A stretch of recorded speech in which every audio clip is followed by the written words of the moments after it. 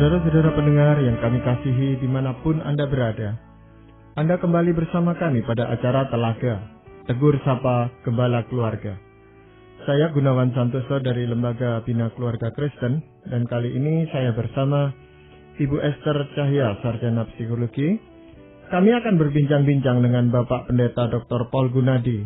Beliau adalah seorang pakar dalam bidang konseling, serta dosen di Seminari Alkitab Asia Tenggara, Malang. Kali ini kami akan berbincang-bincang tentang memahami pernikahan, suatu tema yang cukup luas. Karenanya kami akan membagi perbincangan kami pada 2 sesi. Dan kami percaya acara ini pasti akan sangat bermanfaat bagi kita sekalian. Dan inilah sesi yang pertama tentang memahami pernikahan. Bapak, sebelum kita lebih jauh memahami tentang pernikahan, tentunya kita mau tahu dulu batasan atau definisi atau pengertian tentang pernikahan itu sebenarnya apa itu, Bapak? Ini sebuah pertanyaan yang baik, Pak Gunawan. Kenapa kita akan mengangkat topik ini?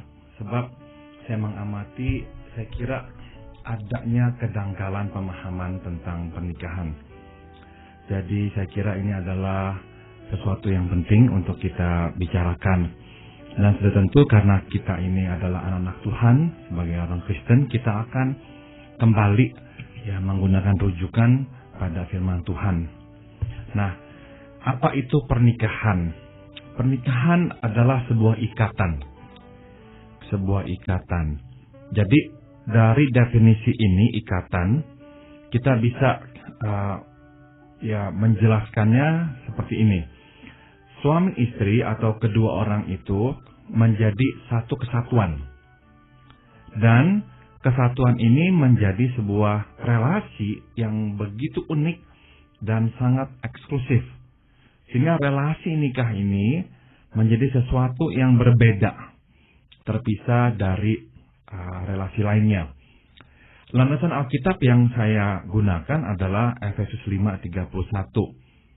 Sebab itu laki-laki akan meninggalkan ayahnya dan ibunya dan bersatu dengan istrinya, sehingga keduanya itu menjadi satu daging.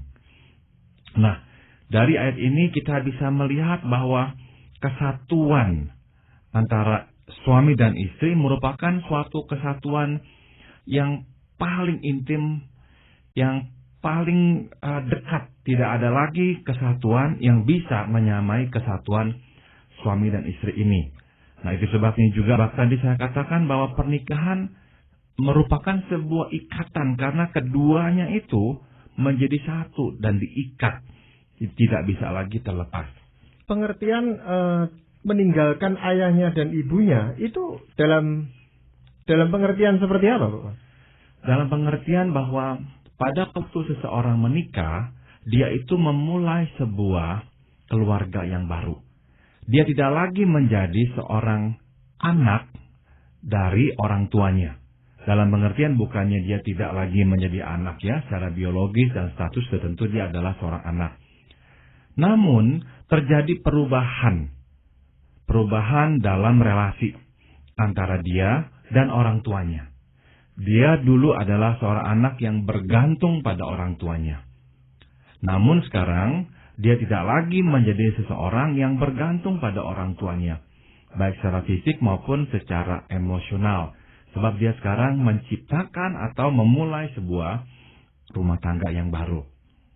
Namun nampaknya dalam budaya tertentu ada kesulitan untuk sungguh-sungguh melaksanakan hal ini, Pak Paul, ya? Saya kira itu betul, Bu Esther. Jadi ada budaya-budaya yang sangat menekankan pengabdian pada orang tua. Bahkan pengabdian itu di atas pengabdian hubungan suami istri. Nah, saya kira ada baiknya kita membahas hal ini dengan lebih seksama. Ada kalanya kita ini menempatkan budaya di atas Alkitab. Dan ini keliru. Otoritas firman Tuhan berada di atas segalanya, termasuk norma-norma budaya kita. Meskipun pengabdian terhadap orang tua adalah sesuatu yang baik, namun pada akhirnya Tuhan memang menegaskan bahwa waktu seseorang menikah, pengabdian yang begitu tinggi tersebut sekarang memang harus beralih. Bukan lagi kepada orang tua, namun kepada pasangannya, kepada keluarganya sendiri. Sudah tentu di sini tidak berarti Tuhan meminta kita untuk melalaikan tanggung jawab sebagai anak, tidak mempedulikan orang tua kita. Bukan itu. Kita akan mengingat teguran Tuhan Yesus kepada orang Farisi, kepada mereka yang mengajarkan bahwa kalau engkau hendak memberikan korban kepada Tuhan, kepada orang tua, tapi terus mereka itu tidak mau karena mungkin ada rasa sakit hati terhadap orang tua. Nah, kemudian mereka memisahkan uang tersebut dan hanya memberikannya kepada Tuhan. Nah, Tuhan berkata itu salah. Dalam pengertian, meskipun seolah-olah terdengar dan terlihat mulia memberikan persembahan kepada Tuhan, namun kalau itu adalah uang yang seharusnya diberikan kepada orang tua, Tuhan tidak senang dengan cara seperti itu. Sebab Tuhan juga menuntut seorang anak memperhatikan orang tuanya. Bukan saja orang tua, sebetulnya orang lain. Nah, kalau orang lain, Tuhan tuntut kita untuk perhatikan, apalagi orang tua sendiri. Jadi sekali lagi saya tegaskan, bukan berarti kita tidak lagi memperhatikan orang tua. Namun, kepentingan keluarga sendiri sekarang menjadi yang teratas. Sebab kita memulai sebuah keluarga yang baru. Maka Alkitab menggunakan penggambaran seorang laki-laki akan meninggalkan ayah dan ibunya dan bersatu dengan istrinya. Jadi ada suatu tindakan, ada suatu perubahan bahwa dia sekarang masuk ke dalam sebuah keluarga yang lain. Jadi sekalipun secara fisik mereka masih tetap tinggal serumah, konsep itu masih tetap bisa dijalankan itu. Bisa sekali. Meskipun saya mengerti kalau serumah bisa jadi perubahan ini agak sulit ya. Karena sedikit banyak ikatan itu antara orang tua dan anak tetap terjalin dan susah sekali untuk mengubahnya. Tapi sekali lagi saya ingin tekankan, biarlah konsep ini benar-benar dimiliki oleh kita semuanya. Saya pernah memberikan sebuah ceramah, Pak Gunawan dan Ibu Esther. Dalam ceramah itu saya menegaskan konsep ini. Selesai ceramah, diberikan kesempatan untuk orang memberikan kesaksian. Dan saya masih ingat ada seorang pria separuh baya yang memberikan kesaksian dan berkata, ya tadi saya sudah dengar ceramah Pak Paul dan apa yang Tuhan katakan di Alkitab, tapi saya kira tetap orang tua itu yang paling penting. Dia berkata demikian. Alasannya, nah ini sangat menarik, dia berkata, orang tua tidak bisa diganti, istri itu diganti. Jadi sebuah konsep yang sangat salah, tapi begitu mendarah daging dalam pemikiran orang tersebut dan mungkin sebagian orang yang terikat oleh budaya mereka. Orang tua tidak bisa diganti, istri bisa diganti. Itu keliru sekali. Sebab Alkitab tidak pernah mengatakan, hai anak, hai orang tua, menyatulah. Yang dikatakan keduanya bersatu menjadi satu daging adalah suami dan istri. Anak keluar dari orang tua, dari tadinya satu, akhirnya menjadi dua. Pernikahan kebalikan dari konsep tersebut. Dua orang melebur menjadi satu. Jadi yang benar adalah dua menjadi satu, dan itu suami istri. Nah, kalau seorang anak dan orang tua tetap memelihara tali ari-ari ini, berarti memang tidak pernah ada suatu pemisahan. Sedangkan memang itu yang dimaksudkan oleh Tuhan. Jadi memang rasanya hal ini juga sangat perlu dipertimbangkan oleh para orang tua, Pak Paul ya. Karena sebenarnya mungkin dari anak yang mau menikah sudah memahami konsep ini, ingin melakukannya, tetapi hambatannya dari orang tua yang belum rela untuk membiarkan anaknya keluar dan membangun rumah tangga itu. Ada kalanya itu yang terjadi, Bu Esther. Jadi orang tua mempertahankan otoritasnya kepada si anak dan menuntut pengabdian kepada orang tua itu. Nah, ini sering terjadi. Sewaktu si anak misalkan mulai bergeliat ya, mulai menentang, menggugat keputusan orang tua. Orang tua kemudian menggunakan serangan-serangan yang menimbulkan rasa bersalah pada si anak. Kamu sudah saya besarkan dari kecil, sekarang mentang-mentang sudah mempunyai istri atau sudah mempunyai suami, berani-beraninya melawan saya. Nah, ini juga saya sering lihat, Bu Esther, dalam kasus di mana orang tuanya tunggal. Misalkan seorang ibu yang membesarkan anak-anak laki karena suaminya meninggal pada masa atau pada waktu anak itu muda. Nah, akhirnya si anak begitu menyayangi si mama karena mama bekerja keras merawat membesarkan anak-anak sendirian. Nah, ada kalanya ini dibawa terus sampai setelah menikah. Sehingga bagi si anak tetap yang terpenting adalah mama, bukan istrinya. Mama berkata apa, itu akan dia dengarkan. Istri berkata apa, dia tidak akan dengarkan. Nah, itu keliru. Meskipun kita tetap menyayangi mama yang telah membesarkan kita tanpa adanya papa. Namun tetap setelah menikah, kita mesti mengutamakan keluarga kita. Ya, bukannya tidak mempedulikan orang tua lagi, tetap mempedulikan. Tapi sekarang kita mengutamakan keluarga kita sendiri. Ya, tetapi juga ada anak yang begitu tergantung kepada orang tuanya, Pak Paul. Baik dari segi finansial, tetapi juga dari kebiasaan. Kadang-kadang makanan yang dibuatkan oleh mamanya atau ibunya itu dia sudah terlanjur terbiasa dan suka dengan itu. Sehingga ketika istrinya membuatkan makanan, dia masih tetap kembali ke rumah orang tuanya hanya untuk makan. Kalau secara insidental, saya kira itu tidak apa-apa.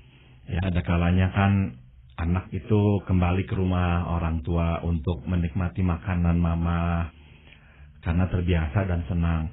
Saya kira sekali-sekali ya hal itu dilakukan, ya wajar. Namun kalau sampai tidak mau makan di rumah dan hanya mau makan di rumah orang tua, saya kira itu keliru. Ya. Tadi Pak Gunawan memunculkan satu ide atau pemikiran yang memang tepat, yaitu ada kalanya kalau anak bekerja untuk orang tua atau bergantung secara finansial pada orang tua, masalah menjadi lebih kompleks. Akan lebih kompleks. Karena kalau saja misalkan kita bekerja pada orang tua kita atau ya satu perusahaan dengan orang tua, seringkali dalam perusahaan itu kita tetap anak. Nah, ini pergumulan banyak orang yang harus bekerja sama dengan orang tuanya. Kalau mereka ingin menuntut gaji yang lebih besar dan sebagainya, mereka rasa sungkan karena ini kan perusahaan orang tua. Dan orang tua kadang-kadang menggunakan sekali lagi kata-kata yang cepat sekali menimbulkan rasa bersalah. Misalnya, kamu kan pemilik, kamu kan nanti yang akan mempunyai semua ini. Kenapa sih nuntut gini-gini? Nanti ini menjadi milik kamu. Nah, jadi si anak gak bisa ngomong. Padahalnya dia ingin mendapatkan imbalan yang lebih besar untuk keperluannya dan sebagainya.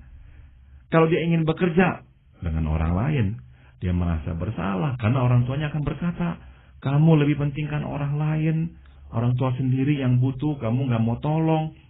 Nah, ini sekali lagi hal-hal yang kurang sehat. Orang tua seharusnya bisa memberikan kebebasan kepada anak. Di manakah dia ingin bekerja? Nggak harus dia meneruskan pekerjaan orang tuanya. Tapi saya tahu dalam budaya tertentu ada konsep bahwa harta kita ini harus diteruskan ke generasi selanjutnya dan selanjutnya dan selanjutnya. Tidak. Tuhan memelihara kita satu generasi demi satu generasi. Kita tidak usah memikirkan harta sampai untuk generasi selanjutnya. Tidak usah. Tuhan akan memelihara anak kita seperti Tuhan memelihara kita. Nah, jadi konsep ini harus berubah. Kalau anak bekerja dengan orang tua mesti mempunyai kejelasan juga apa yang diharapkan oleh anak. Nah, itu yang mereka harus bisa negosiasikan dengan anak dalam pengambilan keputusan juga. Sehingga anak akhirnya bisa juga mandiri dan independennya, nggak merasa dia itu ditekan atau harus bergantung pada orang tua. Ya, selain konsep bahwa pernikahan itu adalah sebuah ikatan tadi Pak Paul, apakah ada yang lain? Pernikahan adalah sebuah perjanjian. Jadi yang pertama sebuah ikatan, yang kedua adalah sebuah perjanjian. Artinya bahwa kedua belah pihak menyetujui untuk mengemban tanggung jawab dan tuntutan yang terkandung di dalamnya. Saya akan dasarkan ini pada Efesus 5:33. Kasihilah istrimu seperti dirimu sendiri, dan istri hendaklah menghormati suaminya. Kadang kita nggak melihatnya sebagai sebuah perjanjian. Tapi pernikahan sebetulnya adalah sebuah perjanjian. Ya, perjanjian artinya masing-masing berkata, inilah tanggung jawab saya, dan inilah tuntutan saya. Jadi masing-masing juga berusaha untuk memenuhi tanggung jawab dan tuntutan itu. Sekali lagi ini konsep yang kadang-kala kurang dipahami oleh sebagian orang. Terutama saya harus akui oleh banyak pria, Pak Gunawan. Maksudnya begini, cukup banyak pria-pria ini yang beranggapan bahwa menikah itu berarti mempunyai pembantu untuk seumur hidup. Yakni saya tidak usah lagi masak, saya tidak usah mencuci piring, saya tidak usah mencuci pakaian, saya tidak usah mengurus rumah, sebab sudah ada yang mengurus itu semuanya. Dan orang ini juga memenuhi kebutuhan emosional serta seksual saya. Nah, seolah-olah semua tanggung jawab ada pada pundak si istri, tidak ada pada pundak si suami. Nah, ini adalah fenomena yang saya sering lihat di mana-mana, yaitu gagalnya seorang pria menyadari tanggung jawabnya itu. Tapi untuk diskusi ini saya juga akan perlebar. Saya juga percaya ada wanita yang gagal melihat tanggung jawab itu.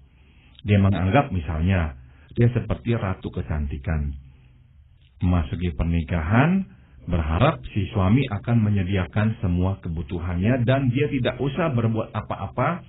Si suami akan selalu mengagungkan dan mencintainya. Tidak. Pernikahan adalah sebuah perjanjian. Artinya, ada tanggung jawab, ada tuntutan yang harus dipenuhi. Jadi memang rasanya kebanyakan kita hanya melihat sepotong dari ayat ini, Pak Paul ya. Maksudnya pria hanya melihat pokoknya istri harus hormat kepada suami dan melupakan tentang bahwa suami harus mengasihi, dan istri juga merasa harus selalu dikasihi, lupa bahwa dia harus menghormati suaminya. Iya, kadang-kala kita memang melihatnya sebelah, ya, hanya dari satu pihak, dan sudah tentu kita melihatnya dari sudut yang menguntungkan kita, Bu Esther. Iya. Bukankah sebagai suami kita akan senang sekali kalau istri menghormati kita tanpa syarat? Tidak. Seseorang harus membaca Alkitab, atau kita harus membaca Alkitab dengan utuh. Perintah Tuhan itu atau yang Tuhan berikan itu ternyata ada syaratnya. Suami kalau mau mendapatkan hormat dari istri, dia harus mengasihi istrinya. Itu syaratnya. Istri, kalau engkau ingin dikasihi oleh suami, syaratnya engkau harus menghormati suami. Nah, ini yang seringkali kita gagal lihat. Kita beranggapan dengan otomatis saya menerima langsung kasih sayang itu, penghormatan itu. Oh tidak, Tuhan jelas memberikan syaratnya. Ada yang kita harus lakukan untuk mendapatkan yang kita dambakan itu. Iya, Pak Paul, kalau pernikahan itu dianggap semacam perjanjian, Pak Paul ya. Dan yang kita kenal di dalam perjanjian, kalau salah satu pihak tidak memenuhi apa yang dijanjikan, itu perjanjian itu batal, Pak Paul. Bagus sekali poinnya Pak Gunawan. Saya kira kita harus berbicara dengan jelas kepada para pendengar kita agar tidak terjadi kesalahpahaman. Yaitu ini. Seringkali orang hanya menekankan satu aspek, yaitu jangan bercerai. Artinya jangan sampai kita meninggalkan perjanjian itu. Tapi Alkitab mengajarkan kepada kita bahwa perjanjian harus ditaati oleh kedua belah pihak, tidak bisa oleh satu pihak saja.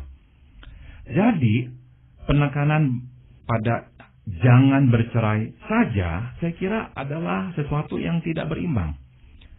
Harus ada penekanan pada yang satunya, yaitu hendaklah kita memelihara pernikahan ini. Hendaklah kita melaksanakan tanggung jawab kita dalam rumah tangga ini. Sebab bagi saya, kalau kita tidak lagi mempedulikan tanggung jawab kita dalam rumah tangga, itu sudah sama dengan saya sudah bercerai. Sama. Jadi memelihara pernikahan itu satu paket dengan jangan bercerai. Saya berikan contoh. Misalkan ada seorang pria yang kerap kali memukuli istrinya. Tatkala marah, dikit-dikit langsung dia pukul istrinya. Dan terus si istri akhirnya tidak tahan lagi dan mau bercerai. Nah, misalkan si suami kemudian lari ke Alkitab dan berkata, Alkitab tidak mengizinkan kita bercerai. Tuhan menginginkan kita menikah sampai selama-lamanya. Nah, konsep ini salah. Dia menggunakan firman Tuhan sepotong untuk kepentingannya sendiri. Dia gagal melihat firman Tuhan secara utuh. Bahwa Tuhan menuntut dia untuk mengasihi istrinya, bukan memukuli istrinya. Contoh ini saya kira atau kasus ini saya kira juga kita bisa terapkan secara lebih luas dan ada buktinya di Alkitab, yaitu ini: Tuhan dan umatnya mengikat diri dalam perjanjian, sebuah hubungan yang eksklusif antara umat Tuhan, orang Israel, dan Tuhan. Namun waktu orang Israel membangkang, kemudian menyembah dewa-dewa lain, dengan sabar Tuhan mengirim nabi demi nabi memberi peringatan. Tapi mereka tidak mendengarkan peringatan Tuhan. Apa yang Tuhan lakukan? Membuang mereka. Membuang mereka. Jadi dengan kata lain, perjanjian itu tidak bisa dipertahankan kalau satu pihak tidak lagi mau mempertahankannya. Makanya ada firman Tuhan yang berkata, meskipun manusia tidak setia, Tuhan tetap setia. Tuhan tidak mungkin melanggar perjanjian itu. Yang melanggar adalah manusia. Jadi, akhirnya perjanjian itu runtuh. Tidak ada lagi ikatan.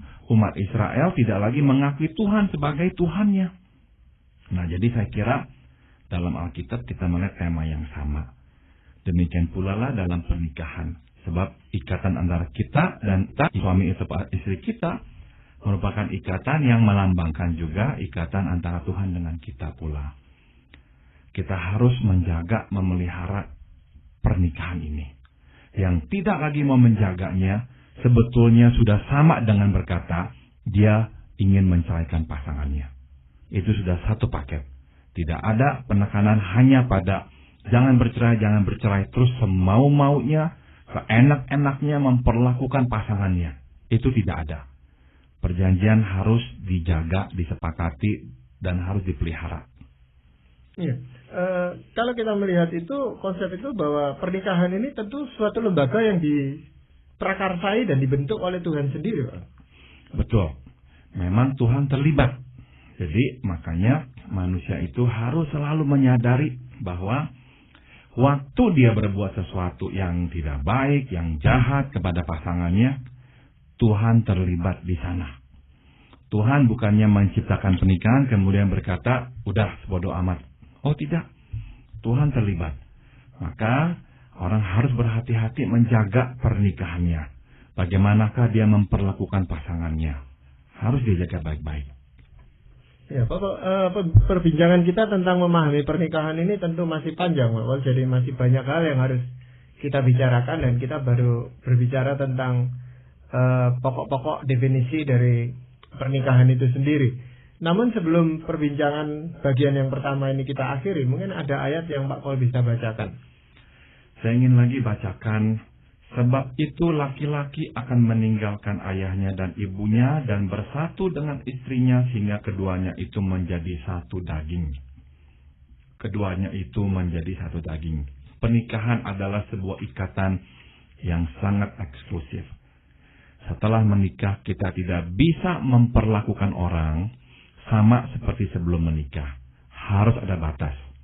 Tidak bisa sama. Dengan kata lain, kita tidak boleh mengikat diri dengan eksklusif dengan orang-orang lain lagi. Hanya satu, yaitu dengan istri atau suami kita.